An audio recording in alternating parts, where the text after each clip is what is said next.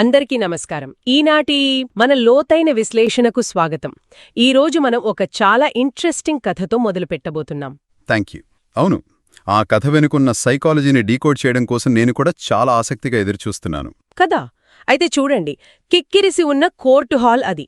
దేశంలోనే అత్యంత ప్రసిద్ధుడైన ఒక లాయర్ గొప్ప వాదన వినిపిస్తూ సడన్గా తన ఖరీదైన సూట్లో నేలమీద కుప్పకూలిపోతాడు.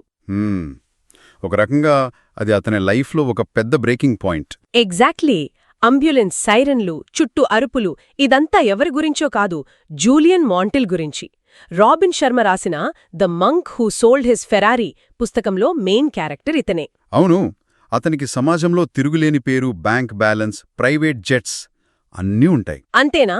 ఇంటి ముందు ఎప్పుడూ మెరుస్తూ ఉండే ఒక ఎర్రటి ఫెరారీ కారు కూడా. పైకి చూస్తే అదొక పర్ఫెక్ట్ డ్రీమ్ లైఫ్. కాని లోపల మాత్రం అతను రోజురోజుకూ కాలిపోతున్నాడు. నిజమే. ఎడతెగని ఒత్తిడి, నిద్రలేని రాత్రులు, ఎవరితోనూ సరిగ్గా ఉండలేని ఒక రకమైన మానసిక శూన్యత. ఈరోజు మనం విశ్లేషించబోయేది కూడా సరిగ్గా ఇదే. అంటే పైకి ఎంతో విజయవంతంగా కనిపించే జీవితం వెనుక ఆ భయంకరమైన ఖాళీతనం ఎందుకుంటుంది? ఆ తర్వాత అతను సన్యాసుల దగ్గర నేర్చుకున్న ఆశ్చర్యకరమైన నిజాలేమిటి అనేది మనం అన్పాక్ చేద్దాం. తప్పకుండా. ఎందుకంటే ఈ కథ కేవలం జూలియన్ది మాత్రమే కాదు, ఆధునిక సమాజంలో ఉరుకులు పరుగులు పెడుతున్న ప్రతి ఒక్కరిలో దాగి ఉన్న ఒక మానసిక సంఘర్షణ ఇది. ఆ కోర్టులో అలా కుప్పకూలిపోవడం అనేది మామూలు అనారోగ్యం కాదంటారు, అంతేనా? కరెక్ట్. దాని వెనుక ఒక పెద్ద సైకలాజికల్ ఫ్రేమ్వర్క్ ఉంది. మనం మెడికల్ టర్మినాలజీలో సైకోసొమాటిక్ ఇల్నెస్ అంటాం దాన్ని. సైకోసొమాటిక్ అంటే మనసు పడే ఒత్తిడి శరీరం మీద ప్రభావం చూపించడమా? అవును, మనసు పడే తీవ్రమైన ఆందోళన, భయం ఇవన్నీ కలిసి ఒక దశలో శరీరం మీద దాడి చేస్తాయి. మెదడు విశ్రాంతి తీసుకున్నప్పుడు శరీరం ఒక ఎమర్జెన్సీ షట్డౌన్ బటన్ ప్రెస్ చేస్తుంది. జూలియన్ గుండెపోటు అలాంటిదే. ఈ ఎమర్జెన్సీ షట్డౌన్ అనే పదం వింటుంటే నాకు మన ల్యాప్టాపులు గుర్తొస్తున్నాయి. ఎలా అంటే? అంటే మనం బ్రౌజర్లో ఒకేసారి వందల కొద్దీ ట్యాబ్లు ఓపెన్ చేసి బ్యాక్గ్రౌండ్లో పెద్ద పెద్ద ప్రోగ్రామ్స్ రన్ చేస్తూ ఉంటే ప్రాసెసర్ ఓవర్లోడ్ అయిపోతుంది కదా, కనీసం మౌస్ కర్సర్ కూడా కదలదు. అద్భుతమైన పోలిక. సిస్టమ్ మొత్తం క్రాష్ అయిపోతోంది. ఎగ్జాక్ట్లీ. జూలియన్ బ్రెయిన్లో కూడా ఎప్పుడూ క్లయింట్స్, డబ్బు, ప్రత్యర్థులను ఓడించడం అనే వందల ట్యాబ్లు ఓపెన్ అయి ఉండటం వల్లే ఆ సిస్టమ్ క్రాష్ లాంటి గుండెపోటు వచ్చింది అనిపిస్తోంది. ఆ కంప్యూటర్ క్రాష్ అనాలజీ ఇక్కడ పర్ఫెక్ట్గా సరిపోతోంది. బర్నౌట్ ఫిజియాలజీ కూడా అచ్చం అలాగే పనిచేస్తుంది. జూలియన్ లాంటి వ్యక్తులు ఎప్పుడూ ఒక రకమైన సర్వైవల్ మోడ్లో బతుకుతూ ఉంటారు. సర్వైవల్ మోడ్ అంటే ఎప్పుడూ ఏదో ఒక ప్రమాదం పొంచి ఉంది అన్న ఫీలింగా? అవును, వారి శరీరంలో కార్టిసాల్, అడ్రనెలిన్ లాంటి స్ట్రెస్ హార్మోన్లు నిరంతరం రిలీజ్ అవుతూనే ఉంటాయి. ఆఫీస్లో ఫైల్స్తో పోరాడుతున్నా సరే, అడవిలో ఒక పులి ఎదురైనప్పుడు ఎలాంటి భయం ఉంటుందో లోపల అదే అలర్ట్ స్టేట్ ఉంటుందన్నమాట. కరెక్ట్. అలా ఏళ్ల తరబడి జరగటం వల్లే ఆ బ్రేకింగ్ పాయింట్ వస్తుంది. సో ఆ గుండెపోటు తర్వాత అతను ప్రాణాలతో బయటపడతాడు. అక్కడ్నించి కథలో ఒక పెద్ద మలుపొస్తోంది. తన ఆస్తులన్నీ అమ్మేస్తాడు. ఆఖరికి తను ప్రాణంగా ప్రేమించిన ఆ ఫెర్రారీ కారును కూడా. అవును, ఇక్కడే నాకు పెద్ద డౌటొస్తోంది. బర్నౌట్ అయితే ఒక 6 నెలలు ఏదైనా ఐలాండ్కు వెళ్లి వెకేషన్ ఎంజాయ్ చేసి రావచ్చు కదా. ప్రశాంతత కావాలంటే ఉన్నపళంగా ఆ ఫెరారీ లాంటి విలువైనవన్నీ అమ్మేసి అడవులకు, అంటే ఆ హిమాలయాలకు వెళ్లాల్సిన అవసరం నిజంగా ఉందా? ఆ ప్రశ్న చాలా సహజంగా వచ్చేదే. కాని ఇక్కడ మనం అర్థం చేసుకోవాల్సిన ఒక సూక్ష్మం ఉంది. ఆ ఫెర్రారీ అనేది కేవలం ఇనుము, రబ్బర్తో చేసిన ఒక యంత్రం కాదు. మరేంటి? జూలియన్ పాలిట్ అదొక ఐడెంటిటీ. తన అహంకారం, సమాజంలో తనకున్న హోదా, తానెంత గొప్పవాడో నిరూపించుకునే ఒక డావుసరితనం, వీటన్నింటికీ ఆ కారొక సింబల్. ఓహో, అంటే తను క్రియేట్ చేసుకున్న ఇమేజ్కు అది ప్రతిరూపమన్మాట. ఎగ్జాక్ట్లీ. తనను అంతగా ఒత్తిడికి గురిచేసి చావు అంచులదాకా తీసుకువెళ్లిన ఆ వాతావరణంలోనే ఉంటూ కేవలం వెకేషన్ తీసుకుంటే ఆ జబ్బు నయం కాదు. పాత జీవితాన్ని, వస్తువులపై ఉన్న వ్యామోహాన్ని పూర్తిగా వదిలేయడానికి అదొక సింబాలిక్ బ్రేక్ అనొచ్చా? 100% ఆ కారును వదిలించుకోవడం ద్వారా అతను తన ఈగోను, తనలో ఉన్న ఆ అదృశ్యమైన భారాన్ని పూర్తిగా కిందదించేశాడు. వావ్, అదొక వస్తువు కాదు, అతని పాత అహంకారం. దాన్ని వదిలించుకుంటేనే కొత్త జీవితం మొదలవుతుందన్నమాట. అవును, అలా అన్నీ వదిలేసి వెళ్లిన జూలియన్ కొన్నేళ్ల తర్వాత తిరిగి వస్తాడు. కాని ఈసారి అతను పాత జూలియన్ కాదు కదా. ముఖంలో ఒక తెలియని వెలుగు, వయస్సు కూడా చాలా తగ్గినట్లుగా ఎంతో శక్తివంతంగా మారి తన స్నేహితుడు జాన్ను కలుస్తాడు.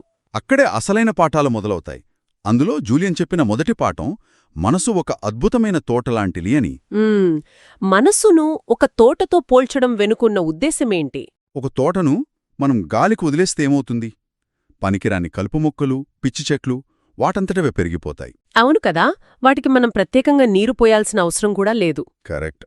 కాని అందమైన గులాబీలు లేదా పండ్ల చెట్లు పెరగాలంటే మాత్రం రోజూ శ్రద్ధగా వాటిని సాకాలి, నీరు పోయాలి. మనసు కూడా అంతే. అంటే మన మనసులో కూడా ఈ కలుపు మొక్కలు వాటంతట అవే వస్తాయా? ఎవల్యూషనరీ బయాలజీ ప్రకారం మన మెదడుకు ఒక నెగటివిటీ బయాస్ ఉంటుంది. ప్రమాదాలను, ప్రతికూల విషయాలను త్వరగా గ్రహించేలా అది డిజైన్ చేయబడింది. ఓహో, అందుకే నెగటివ్ ఆలోచనలు అనే కలుపు మొక్కలు మనసులో ఆటోమేటిక్గా పుట్టుకొస్తాయన్నమాట. అవును. ఆ భయాలను, ఆందోళనలు తొలగించి పాజిటివ్ ఆలోచనలు అనే విత్తనాలను ఉద్దేశపూర్వకంగా నాటాలి అని ఆ సన్యాసులు జూలియన్కు నేర్పిస్తారు. ఈ తోట కాన్సెప్ట్ను మనం మన సోషల్ మీడియా ఫీడ్తో అద్భుతంగా పోల్చొచ్చు అనిపిస్తోంది నాకు. ఎలాగో కొంచెం వివరిస్తారా? మనం ఇన్స్టాగ్రామ్ లేదా ట్విట్టర్ ఓపెన్ చేయగానే మనం దేని మీద ఎక్కువ క్లిక్ చేస్తామో అల్గారిథం అలాంటి కంటెంట్నే చూపిస్తుంది కదా. అవును, మన ప్రవర్తనను అది ట్రాక్ చేస్తుంది. పొరపాటున మనం ఏదైనా నెగటివ్ న్యూస్ లేదా కోపం తెప్పించే ట్రోల్స్ చూస్తే ఇక రోజంతా అలాంటివే మన ఫీడ్లో నిండిపోతాయి. ఆ రోజు మొత్తం మన మూడ్ కూడా పాడవుతుంది. అద్భుతమైన ఎగ్జాంపుల్. మనసులో కూడా అంతే. ఆ ప్రతికూల ఆలోచనలు అనే నెగటివ్ ఫీడ్ను మనం బ్లాక్ చేయకపోతే మన ఆనందం మొత్తం నాశనమైపోతుంది. అయితే ఈ పాజిటివ్ ఆలోచనలను పెంచుకోవడానికి పుస్తకంలో ఏదైనా ప్రాక్టికల్ పద్ధతుందా? మంచి పాయింట్ అడిగారు. కేవలం పాజిటివ్గా ఆలోచించు అని చెప్పడం చాలా తేలిక. కాని దాన్ని ఆచరణలో పెట్టడానికి హార్ట్ ఆఫ్ ద రోజ్ అనే ఒక టెక్నిక్ గురించి వివరిస్తారు. హార్ట్ ఆఫ్ ద రోజ్ అంటే ఇదొక మెడిటేషన్ లాంటిదా? ఇదొక రకమైన ఫోకస్ ఎక్సర్సైజ్. ఒక ప్రశాంతమైన ప్రదేశంలో కూర్చుని ఒక గులాబీ పువ్వును తీసుకుని దాని మధ్యలో ఉన్న రంగును, దాని ఆకృతిని మాత్రమే గమనిస్తూ ఉండాలి. వేరే ఆలోచనలొస్తే? వేరే ఏ ఆలోచన వచ్చినా మళ్ళీ ఆ పువ్వు మీద దృష్టి పెట్టాలి. ఇది వినడానికి చాలా సింపుల్గా అనిపించొచ్చు. కాని రోజుకొక 10 నిమిషాలు ఇలా చేయడం వల్ల మన మెదడు స్టీరింగ్ వీల్ మన చేతిలోకొస్తుంది. వావ్! అంటే మనకు ఏ ఆలోచన కావాలంటే ఆ ఆలోచన దగ్గరే మనసును ఆపే నియంత్రణ వస్తుందన్నమాట. కరెక్ట్.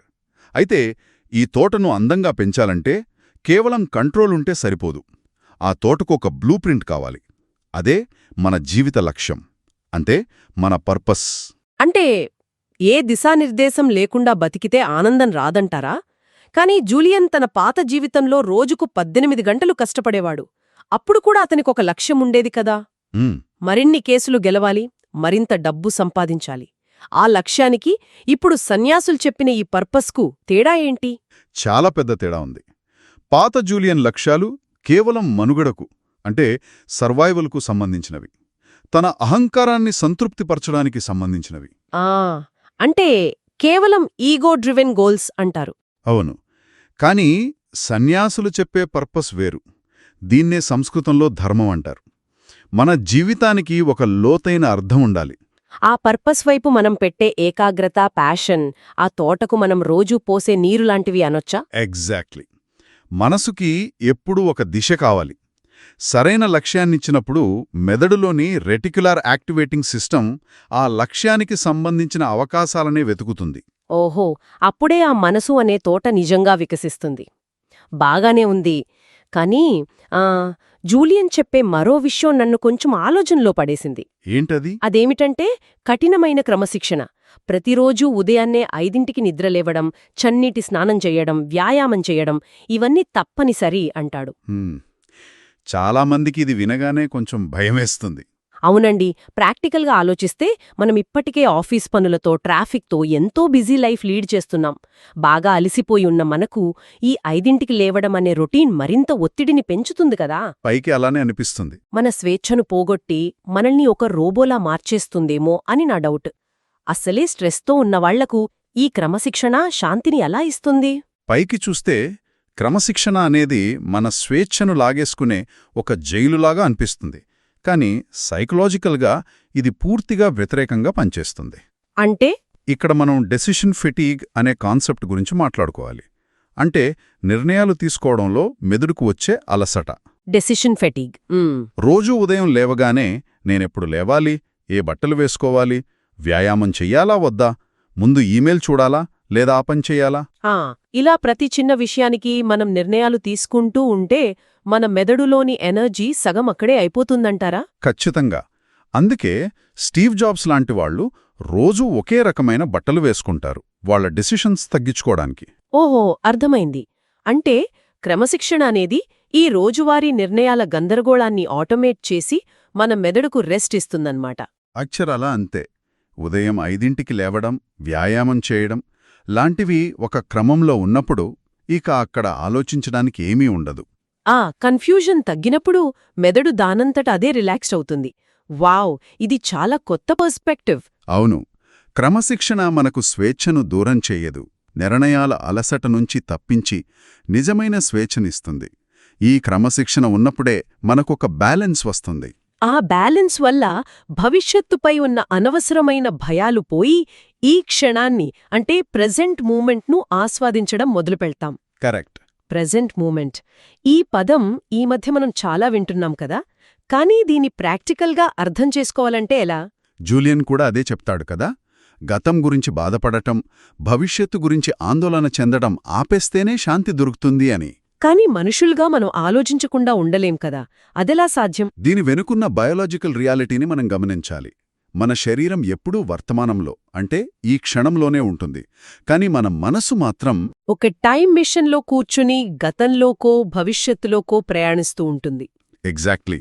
జరిగిపోయిన అవమానాల గురించి ఆలోచించినప్పుడు లేదా రేపు జరగబోయే దాని గురించి భయపడినప్పుడు అది నిజంగా ఎప్పుడు జరగకపోయినా సరే మన శరీరం మాత్రం అదే స్థాయిలో స్ట్రెస్ హార్మోన్లను రిలీజ్ చేస్తుందా?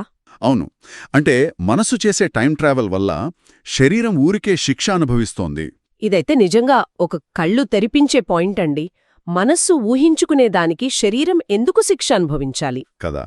అందుకే ఆ సన్యాసులు నేర్పించే క్రమశిక్షణ, ఫోకస్ ఎక్సర్సైజులన్నీ కూడా ఆ మనస్సును వెనక్కి లాగి శరీరంతో పాటు వర్తమానంలో ఉంచడానికే. అప్పుడే నిజమైన శాంతి దొరుకుతుంది. అద్భుతంగా వివరించారు. ఇకపోతే ఈ పుస్తకంలో నాకు అత్యంత ఆశ్చర్యం కలిగించిన ఇంకో విషయముంది. ఇదొక గొప్ప ఐరనీలాగా అనిపిస్తుంది నాకు. ఏంటి ఐరనీ? జూలియన్ ఒక లాయర్ కదా, అతని జీవితం మొత్తం కోర్టులో ఇతరుల మీద వాదించడం, వాళ్లను ఓడించడం, ఎలాగైనా సరే ఆ కేసు గెలిచి డబ్బులు తీసుకోవడం. ఇదే కదా అతని మైండ్ సెట్. అవును, అదొక ఫైటింగ్ మైండ్ సెట్. కానీ అదే జూలియన్ ఇప్పుడు ఇతరులకు సేవ చేయడం, వాళ్ళకి ఇవ్వడం ద్వారానే నిజమైన ఆనందం వస్తుంది అంటున్నాడు. ఫైటింగ్ నుంచి హెల్పింగ్ వైపు జరిగిన ఈ ట్రాన్సిషన్ వెనుక ఉన్న సైకాలజీ ఏంటి? సైకాలజీలో దీన్ని సెల్ఫ్ ట్రాన్సెండెన్స్ అంటారు. అంటే మన గురించి, మన అవసరాల గురించి మాత్రమే ఆలోచించే చిన్న గిరిని దాటి బయటకు రావడం. మనం ఎప్పుడూ మన సమస్యలు, మన సంపాదన గురించి ఆలోచిస్తున్నప్పుడు మన ప్రపంచం చాలా చిన్నదిగా ఉంటుంది. కరెక్ట్. ఆ టైంలో చిన్న సమస్య కూడా మనకు పెద్ద భూతంలా కనిపిస్తుంది. కానీ ఇతరుల జీవితాల్లో వెలుగు నింపడానికి ప్రయత్నించినప్పుడు మన దృక్కోణం విశాలమవుతుంది. అంటే బయలాజికల్గా కూడా దీనికేదైనా కనెక్షన్ ఉందా? ఖచ్చితంగా. జీవశాస్త్రపరంగా చూస్తే ఇతరులకు ఎలాంటి స్వార్థం లేకుండా సాయం చేసినప్పుడు మన శరీరంలో ఆక్సిటోసిన్, డోపమైన్ లాంటి హ్యాపీ హార్మోన్లు భారీగా రిలీజ్ అవుతాయి. వావ్, ఇదొక బయలాజికల్ హ్యాక్ అనొచ్చు కదా. అవును, ఆనందాన్ని పొందడానికి ప్రకృతి మనకిచ్చిన ఒక అద్భుతమైన మార్గం ఇది. సో మనమిందాక మాట్లాడుకున్న విషయాలన్నీ దీనికొక పునాది లాంటివి అన్నమాట. ఎలా కనెక్ట్ చేస్తున్నారు? అంటే మనసును ఒక తోటలా అదుపులో పెట్టుకోవడం, దానికొక లక్ష్యమివ్వడం, డెసిషన్ ఫిటీగ్ లేకుండా క్రమశిక్షణతో ఉండటం, ఇవన్నీ చేస్తే మన కప్పు నిండుతుంది. కరెక్ట్. మన కప్పులో ఏమీ లేనప్పుడు మనం ఇతరులకేం పోయగలం? జూలియన్ తన కప్పును నింపుకోవడానికే హిమాలయాలకు వెళ్లాడు. ఆ తర్వాత దాన్ని ఇతరుల కోసం పంచడానికి తిరిగి వచ్చాడనిపిస్తోంది. ఎగ్జాక్ట్లీ. తనను తాను జయించినవాడే ఇతరులకు నిజమైన సాయం చేయగలడు. విజయమంటే కేవలం బ్యాంక్ బ్యాలెన్స్ కాదు, ఇతరుల జీవితాల్లో మనం చూపే సానుకూల ప్రభావం అనే ఒక గొప్ప సందేశం ఇందులో దాగి ఉంది. అవును, కోర్ట్రూంలో తన అహంకారం కోసం, ఆస్తుల కోసం పరిగెడుతూ గుండెపోటుతో పడిపోయిన స్థాయి నుంచి సర్వం వదిలేసి తనలోని ఈగోను జయించి ఒక సన్యాసిలాంటి ప్రశాంతతను పొందిన జూలియన్ ప్రయాణం ఒక అద్భుతమైన పాఠం కదా. మీరు చెప్పింది 100% వాస్తవం. బయట ప్రపంచం కోసం ఒక ఫేక్ ఇమేజ్ను మెయింటైన్ చేయడం కంటే లోపల ప్రశాంతంగా ఉండడం ఎంత ముఖ్యమో ఇది తెలియచేస్తుంది. సమాజం సృష్టించిన మెటీరియలిస్టిక్ విజయమే శాశ్వతమనుకుని ఎడతెగని ఉరుకులు పరుగులు పెడుతున్న ఈ రోజుల్లో జూలియన్ కథ మనందరికీ ఒక పాజ్ బటన్లాగా పనిచేస్తుంది. నిజమే. మనం రోజూ ఆఫీసులకు పనులకు వెళ్తూ ఎంతో కష్టపడుతున్నాం, కానీ ఈ పరుగు దేనికోసం? Excellent question. మనం నిజంగా లోపల ఆనందంగా ఉన్నామా, లేక ఎవరైనా చూసి గొప్పవాడు అని మెచ్చుకునే ఒక కృత్రిమమైన ఇమేజ్ను కాపాడుకోవడం కోసం సర్వైవల్ మోడ్లో బతుకుతున్నామా? ఈ కథలోని ఆంతర్యం ఇదే. ఆధునిక జీవితంలో మనం సాధించే విజయాలకు మన అంతర్గత శాంతికి మధ్య ఎక్కడో లింక్ తెగిపోయింది. ఆ కనెక్షన్ను మళ్ళీ ఎలా కలుపుకోవాలి అనేదే ఈ పుస్తకం నేర్పించే అసలైన రహస్యం. చాలా అద్భుతంగా సమ్మరైజ్ చేశారండి.